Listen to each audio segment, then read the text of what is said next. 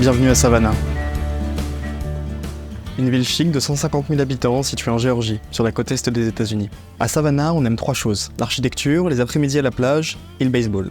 Je sais, le baseball, vous n'en avez probablement pas grand-chose à faire, mais même sans rien connaître à ce sport, vous avez sans doute déjà entendu parler des Savannah Bananas, l'équipe de la ville. For the Party Animals DH. High fly ball to right center. DR under it.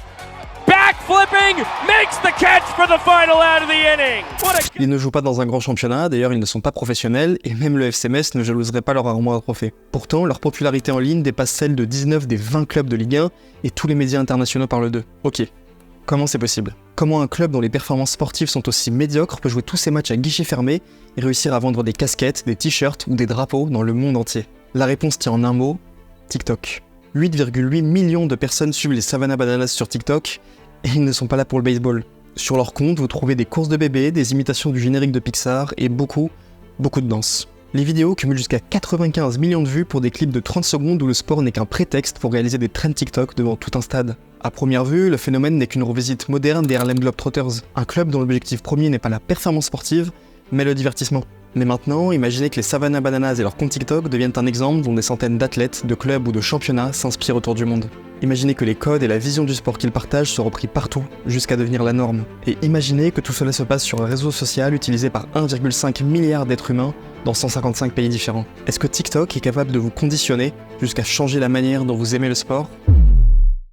À l'heure où vous regardez cette vidéo, je suis en pleine préparation d'un déménagement de l'autre côté de l'Atlantique, à Montréal. J'adore le Québec, mais en tant que fan de sport, il y a plein d'événements sportifs auxquels je n'aurai plus accès là-bas, comme le Tour de France, les matchs de nos équipes nationales, ou les meetings de la Diamond League qui sont tous diffusés gratuitement chez nous. Heureusement, CyberCoast VPN, le partenaire de cette vidéo, a décidé de m'accompagner. Grâce à eux, je pourrai en quelques secondes me connecter à France.tv depuis une adresse IP française pour suivre les championnats d'Europe d'athlétisme, ou même regarder Wimbledon gratuitement sur le site de la BBC avec une IP britannique. Et si vous préférez les documentaires sportifs, CyberCoast VPN vous permet aussi d'accéder au catalogue Netflix ou Disney+ de différents pays pour obtenir jusqu'à 40% de contenu supplémentaire. En plus de ça, CyberGhost VPN vous permet d'être aussi discret en ligne que Cristiano Ronaldo lors du dernier Euro, et ce n'est pas rien.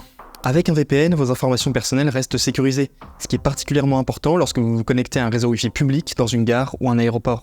Un seul abonnement vous permet de couvrir jusqu'à 7 appareils, ce qui me permet de l'utiliser sur mon Mac, mon iPhone, mais aussi d'en faire profiter ma copine ou mes parents qui ne sont pas vraiment des experts de la sécurité informatique. 38 millions d'utilisateurs ont déjà rejoint CyberGhost VPN. Pour en faire partie, vous trouverez un lien en description pour découvrir le service avec 83% de réduction et 4 mois offerts. Et si vous n'êtes pas convaincu, vous avez 45 jours pour profiter de leur garantie satisfait ou remboursé. Un grand merci à eux de me faire confiance. Ok, lui c'est Thibaut et il est supporter du PSG. Pendant des années, Thibaut a suivi son club de la même manière. La semaine, il se tient au courant des dernières actualités en regardant des émissions sportives ou en lisant des articles sur l'équipe ou Eurosport. Et le week-end, il se rend au stade ou regarde le match à la maison avant d'écouter des journalistes en décortiquer les moindres aspects dans des émissions télé ou à la radio. Jusqu'à récemment, Internet et les réseaux sociaux avaient fait évoluer cette formule à la marge, sans jamais faire vaciller la grande messe que le sport en direct à la télévision. Sauf qu'à présent, l'église se vide, et les fidèles restants ne sont pas les plus jeunes.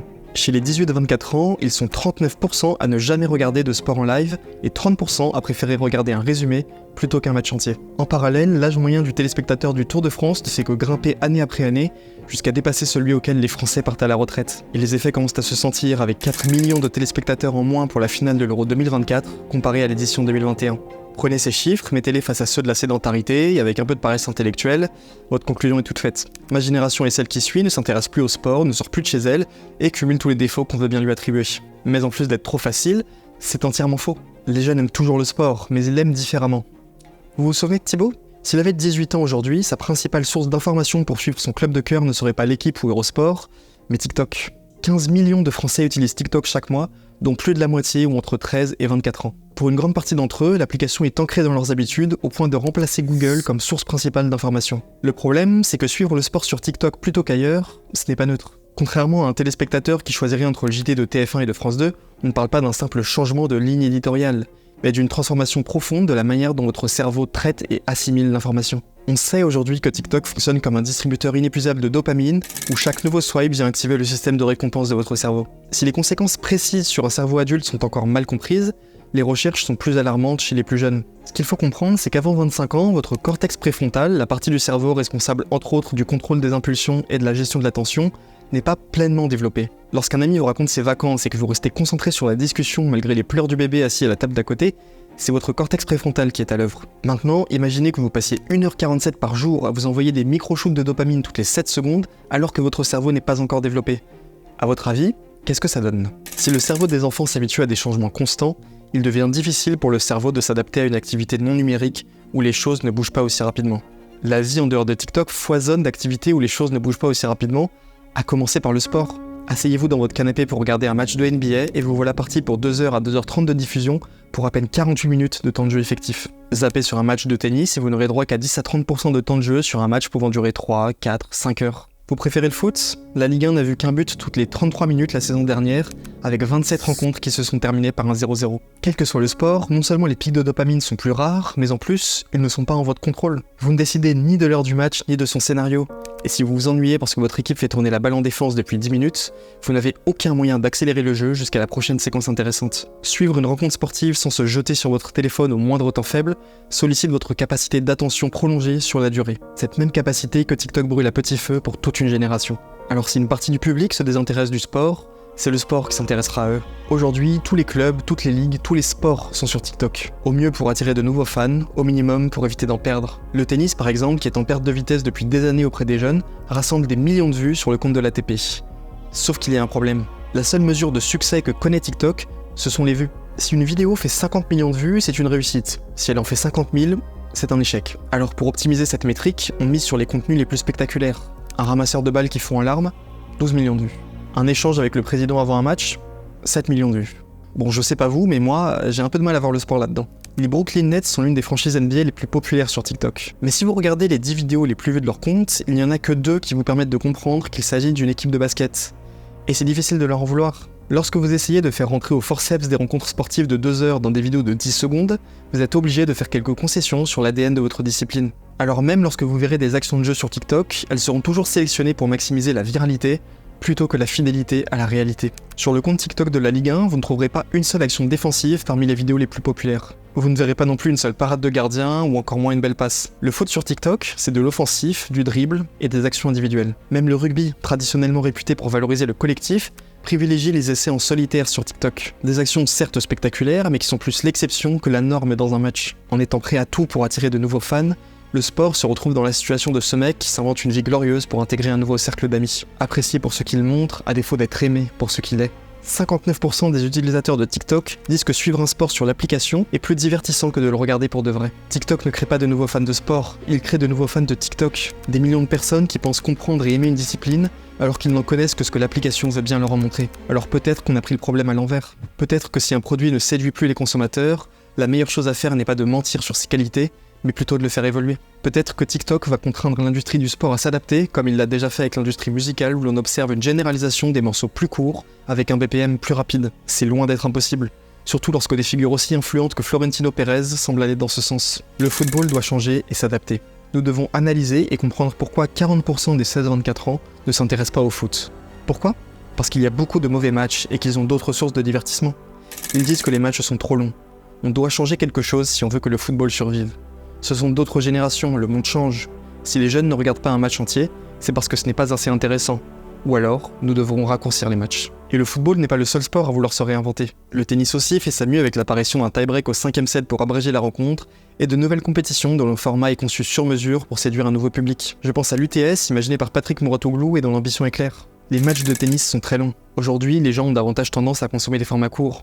On doit être capable de rivaliser avec ces formats-là. Pendant longtemps, la télévision a forcé le sport à s'adapter à ces exigences, en ajoutant par exemple des temps morts obligatoires en NBA qui permettent de diffuser de la publicité. Mais si TikTok est la nouvelle télé, alors les règles du jeu ne sont plus les mêmes. Au lieu de rallonger les rencontres pour y intégrer toujours plus de publicité, on les condense pour maximiser le spectacle et vous retirer la moindre possibilité de vous ennuyer. La révolution est en marche, mais elle pourrait bien accoucher d'un champ de ruines. Ce qui fait tourner l'industrie sportive et vivre les entraîneurs, les athlètes, les kinés, c'est l'argent.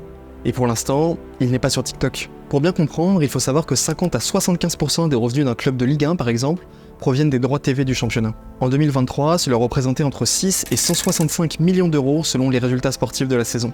Et l'histoire se répète pour Roland Garros, la première ligue anglaise et une infinité d'autres événements. La télévision n'est pas une simple source de revenus pour le sport, c'est ce qui le fait vivre, parfois très confortablement, mais c'est un équilibre qui reste précaire. Admettons pour l'exemple que nous soyons 100 millions à regarder la Ligue 1 chaque week-end. beIN Sport et les autres n'auraient aucun mal à investir des milliards pour diffuser notre championnat, parce qu'ils le rentabiliseraient en vendant des abonnements à leur chaîne payante, mais aussi en diffusant des publicités achetées à prix d'or par les marques. Ces milliards ruisselleraient dans les poches des clubs qui en profiteraient pour construire un nouveau stade ou améliorer leur effectif. Mais maintenant, imaginez que les audiences du championnat passent de 100 à 10 millions. Les diffuseurs perdent 90 millions d'abonnés qui déboursaient une vingtaine d'euros par mois, et les marques ne sont plus prêts à payer aussi cher pour passer leur publicité. La diffusion de la Ligue 1 n'est donc plus un produit aussi désirable, forçant les chaînes à réduire le montant investi pour s'en offrir les droits. En bout de ligne, ce sont les clubs qui en souffrent le plus, en voyant la taille de leur perfusion diminuer. Si le sport à la télévision perd du public au détriment d'une plateforme qui ne rapporte rien, c'est tout un écosystème et son modèle économique qui se retrouvent menacés. Ces compétitions ont beau faire des millions de vues sur TikTok, il n'y a pour l'instant aucune preuve que celles-ci se convertissent en audience télé.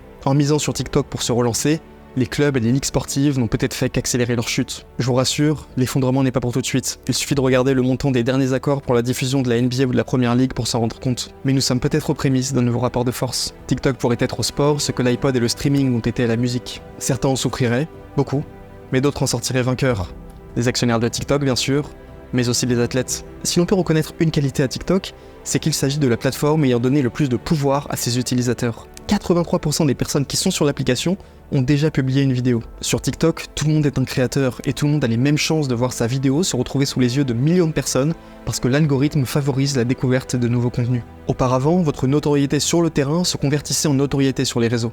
Sur TikTok, l'inverse devient possible. Elle, c'est Ilona Meyer, et si les Américains se sont passionnés pour le rugby à 7 au Jeux de Paris, c'est grâce à elle. Sur TikTok, elle compte plus de 2 millions d'abonnés, soit plus que n'importe quel autre joueur ou joueuse de rugby, grâce à des vidéos assez drôles où elle reprend des tendances de la plateforme ou partage les coulisses de sa vie d'athlète. Alors qu'on soit clair, Ilona Meyer est une excellente joueuse, mais elle vient d'un sport qui ne compte que 130 000 licenciés aux États-Unis. Même le football, qui reste un sport pourtant relativement mineur là-bas, en compte 30 fois plus. Autrement dit, si elle a pu signer des contrats d'ambassadrice avec Brooks ou Delta Airlines, c'est d'abord parce qu'elle est devenue une icône sur TikTok. Vous serez beaucoup à trouver ça anecdotique, et je le comprends. Mais pour des athlètes dont les revenus étaient autrefois limités par la popularité de leur discipline, c'est une libération. TikTok leur permet d'acquérir la notoriété que les marques recherchent, mais dont la sous-médiatisation de leur sport les prive.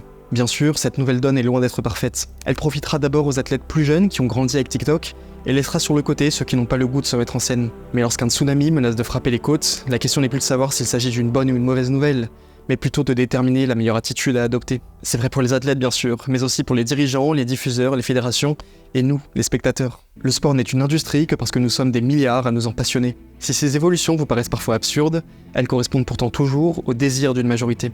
Je ne peux pas garantir que le futur du sport soit sur TikTok, mais si c'est le cas, alors cela voudra dire que nous l'aurons collectivement décidé, en changeant la manière avec laquelle nous vivons notre passion. Ce n'est pas une fatalité, c'est une possibilité. À vous de décider si vous souhaitez en faire une réalité.